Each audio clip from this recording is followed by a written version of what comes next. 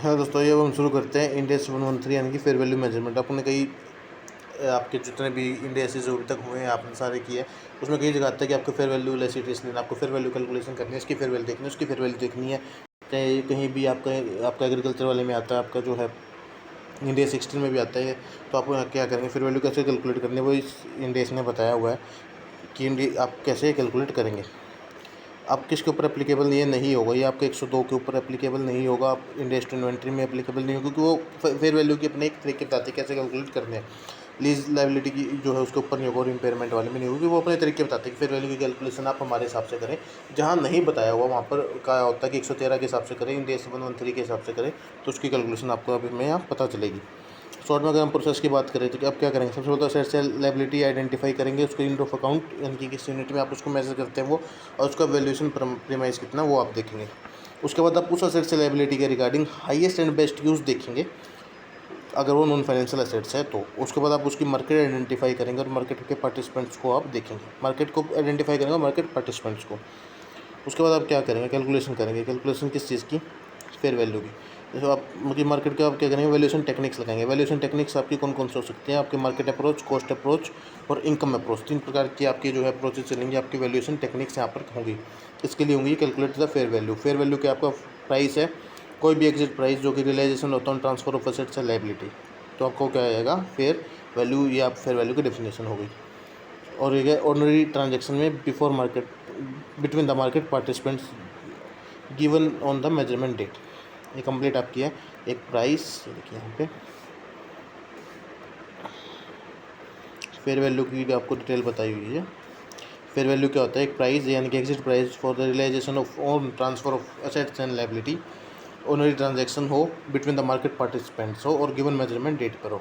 इसके अंदर कई चीज़ें आ जाती है, जैसे कि सबसे पहले होता है फेयर वैल्यू क्या है, यानी कि current expected realizable value of the assets और amount to be paid for the transfer of liability.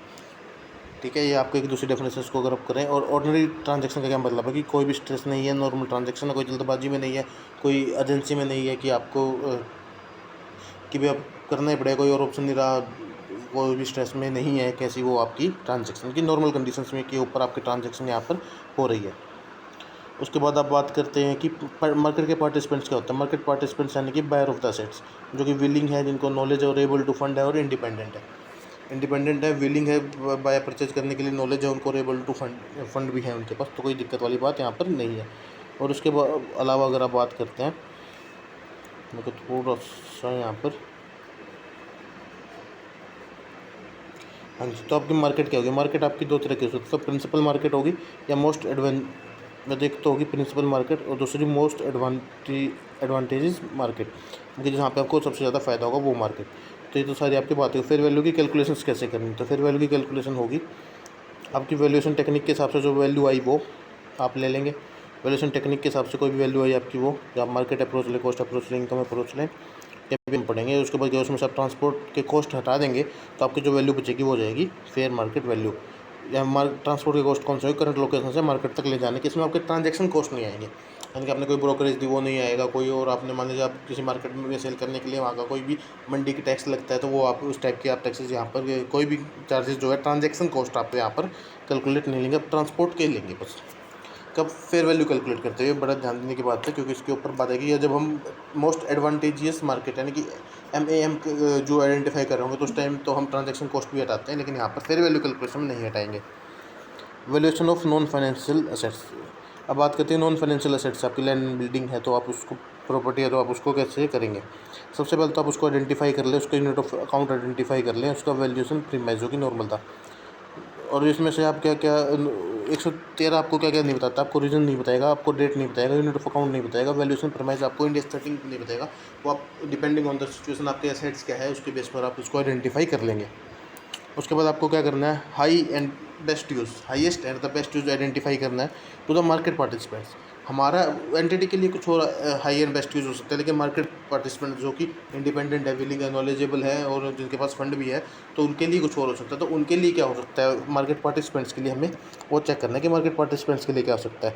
If not possible then entity uses, अगर वो हम पॉसिबल नहीं है आइडेंटिफाई करना कि मार्केट पार्टिसिपेंट्स के लिए, तो हम जो है हम एंटिटी का देखेंगे, लेकिन इसके रीजन्स हमें देखने देने पड़ेंगे डिस्क्लोजर्स में। उसके बाद आता है कि हाईएस्ट बेस्ट यूज मतलब कि मैक्सिमम इकोनॉमिक बेनिफिट जो उस एसेट से लिए जा सकें, ऐसा यूज़, और इसके किस बेस पे होगा, इसके फैक्टर क्या होंगे, फिजिकली पॉसिबल क्या होगा, उसकी लोकेशन क्या है, साइज़ क्या है, उसकी जो है कलर क्या है, लीगली पॉसिबल हो सकता है कि उस एसेट्स की उस पर कोई रिस्ट्रिक्शन है कि नहीं है, फाइनेंशियली पॉसिबल यानी कि उसकी इन्वेस्टिंग और जनरेटिंग के उसके रिटर्न कितने, और इकोनॉमिकली सूटेबल प्रोजेक्ट के बेस पे भी ये सारी चीज़ें हो सकती हैं। जब मार्केट पार्टिसिपेंट देखेंगे तो एंटिटी स्पेसिफिक रिस्ट्रिक्शंस को आप हटा देंगे कि इस एंटिटी में कोई रिस्ट्रिक्शंस, लेकिन हो सकता है जो कोई और मार्केट पार्टिसिपेंट्स हो उसके पास और रिस्ट्रिक्शंस ना हो। जैसे मान लीजिए किसी स्टेट में उसके एसेट्स के ऊपर रिस्ट्रिक्शंस है कि कितना यूज कर सकते हैं, लेकिन दूसरे स्टेट में हो सकता है कि वो रिस्ट्रिक्शंस ना हो। उसके बाद आप बात करेंगे consider only market participant restrictions, यानी ग्लोबली अप्लाइड है, कोई रिस्ट्रिक्शन है कि पूरे ग्लोबली ही उसके ऊपर कोई रिस्ट्रिक्शन है कि इसका यूज इतनी देर तक इतना ही करना है। जैसे कोई प्राइवेट कार है उसको आप टैक्सी के लिए यूज़ नहीं कर सकते, एग्रीकल्चर लैंड है उसको आप कन्वर्जन ऑफ बिल्डिंग में यूज़ नहीं कर, कंस्ट्रक्शन ऑफ बिल्डिंग के लिए यूज़ नहीं कर सकते। अगर कोई ऐसी है तो उसको आप कंसीडर करेंगे। मार्केट आपको कैसे आइडेंटिफाई करना है, दो मार्केट थी, पहली प्रिंसिपल, दूसरी most advantageous market. Principal market में आप कैसे करेंगे, प्रिंसिपल और मोस्ट एडवांटेजेस सेकंड। तो फर्स्ट प्रेफरेंस हमारी हमेशा क्या रहेगी, प्रिंसिपल मार्केट। इसमें क्या है, आपका हाईएस्ट वॉल्यूम होता है, सिग्निफिकेंट लेवल ऑफ एक्टिविटी होती रहती है, सबसे हाईएस्ट होता है, एंटिटी हैज़ फ्री एक्सेस, और एंटिटी को फ्री एक्सेस है, कोई रिस्ट्रिक्शन एंटिटी के ऊपर नहीं है, तो आपके प्रिंसिपल मार्केट वगैरह। मान लीजिए आपका प्रिंसिपल मार्केट अवेलेबल नहीं है तो आपकी सेकंड प्रेफरेंस होगी मोस्ट एडवांटेजेस। इसमें क्या रहेगा, जो भी आपको हाईएस्ट इकोनॉमिक बेनिफिट दे रही होगी आफ्टर डिडक्टिंग ट्रांसपोर्ट कॉस्ट, यानी कि उसकी वैल्यू, उसमें से आप ट्रांजैक्शन कॉस्ट हटा दें, ट्रांसपोर्ट कॉस्ट हटा दें, जो भी मार्केट आपको सबसे ज़्यादा अमाउंट उस साइट्स के लिए दे रही होगी, तो उसमें क्या हो जाएगा, आपका जो भी हाईएस्ट बेनिफिट आपको दे रही होगी वो आपकी मोस्ट एडवांटेजेस मार्केट हो जाएगी। इसमें ध्यान देने की बात है कि जब हम मोस्ट एडवांटेजेस मार्केट आइडेंटिफाई कर रहे होंगे तो ट्रांजैक्शन कॉस्ट को हम लेस करेंगे अपनी बेनिफिट्स में से, लेकिन एक बार मार्केट आइडेंटिफाई हो जाए तो फेयर वैल्यू मेजरमेंट के लिए आप ट्रांजैक्शन कॉस्ट को कंसिडर नहीं करेंगे, फिर जस्ट ट्रांसपोर्ट कॉस्ट करेंगे, ठीक है।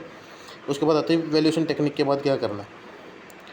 तो वैल्यूएशन टेक्निक है आपकी मार्केट अप्रोच, यानी कि coated price of the same similar assets, आपको सिमिलर एसेट्स का कोई भी प्राइस मिल जाता है कि एक पेन लेने के दूसरा उसी कंपनी का उसी टाइप का पेन आपको कितने में आता है, तो आपको होगा मार्केट अप्रोच।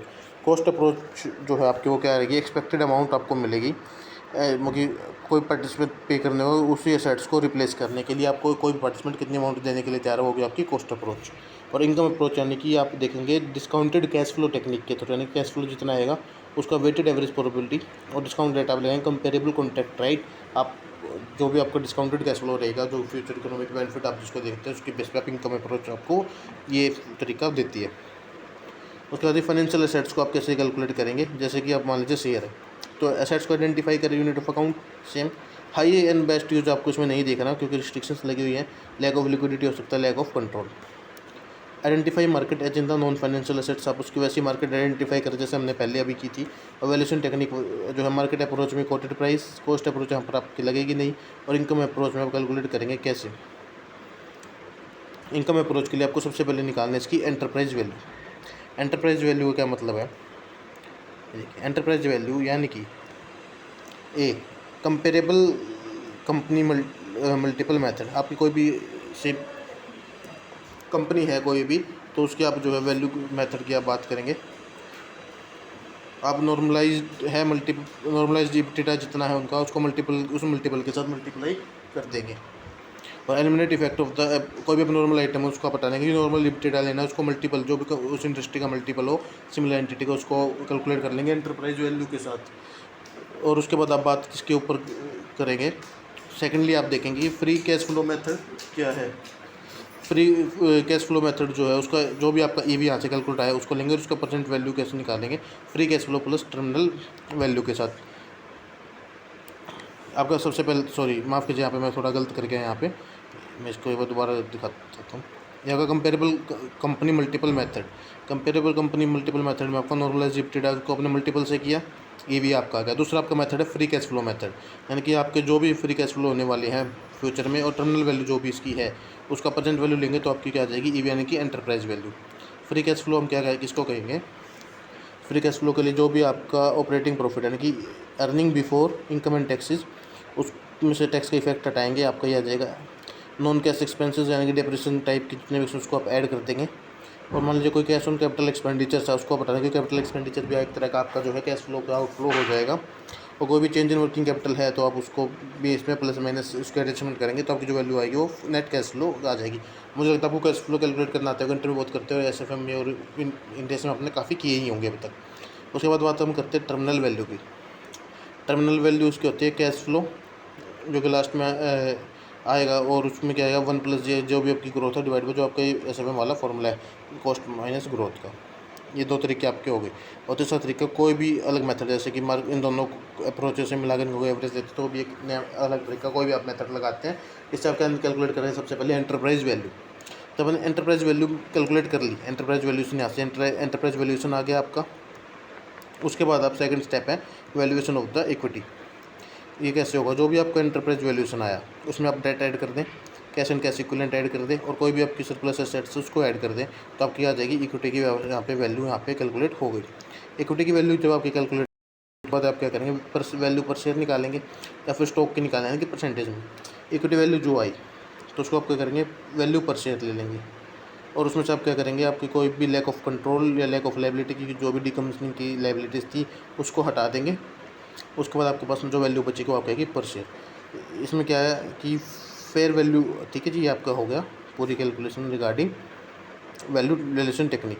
और फेयर वैल्यू आप क्या करेंगे कि वो निकालेंगे इनिशियल रिकॉग्निशन पे फेयर वैल्यू निकाली, जनरली ट्रांजैक्शन प्राइस ये रहता है और there can be difference between transaction value and fair price. और अकाउंटिंग जो स्टैंडर्ड जो भी आपके एप्लीकेबल स्टैंडर्ड्स हैं उन सेट्स को उसके अकॉर्डिंग आप यहाँ पर कर देंगे।